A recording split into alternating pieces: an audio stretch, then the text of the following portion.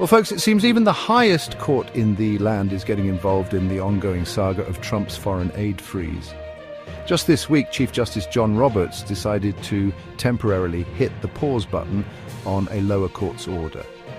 That order was trying to force the Trump administration to cough up a cool $2 billion to foreign aid contractors. See, these contractors had already done the work, signed the dotted line, the whole shebang.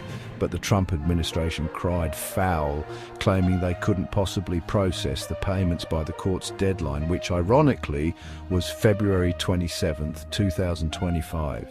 You know, the day I'm taping this, the plot thickens. Now, you might be wondering, why is Trump so keen on holding on to this money like it's a winning lottery ticket? Well, buckle up, because this is where things get interesting. And by interesting, I mean potentially disastrous for a lot of people who rely on this aid. Since taking office, again, somehow Trump has been on a mission to slash government spending.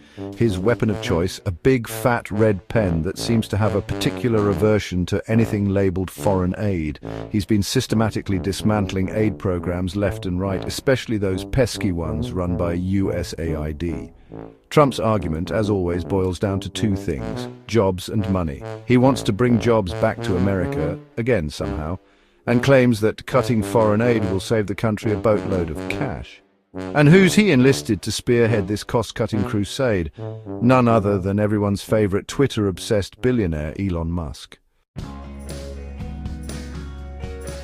Now, I know what you're thinking. John, this all sounds a bit dry and bureaucratic. What's the real-world impact of this aid freeze?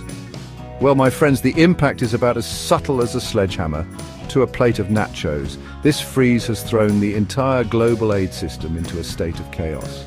Hundreds of programs around the world have been brought to a screeching halt. We're talking about everything from providing life-saving medical supplies to supporting education initiatives to promoting democracy and human rights. And let's not forget, the US is the world's biggest provider of humanitarian aid, operating in over 60 countries. So, yeah, this freeze is kind of a big deal.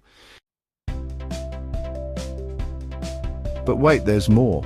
As if the aid freeze wasn't enough drama for one administration, we've also got some juicy internal conflict brewing. Remember Elon Musk, the guy Trump put in charge of cutting costs? Well, it turns out that his management style is about as popular as a skunk at a picnic. Musk, in his infinite wisdom, decided it would be a brilliant idea to demand that millions of federal employees document their weekly achievements. You know, because bureaucrats clearly aren't busy enough already. Needless to say, this did not go over well. Federal employees are furious, department heads are pulling their hair out, and the whole thing is a glorious dumpster fire of epic proportions. So, where do we go from here? Honestly, your guess is as good as mine. The only thing that's certain is that this aid freeze is having a devastating impact on people around the world, and with Elon Musk calling the shots, things are only going to get weirder and more unpredictable.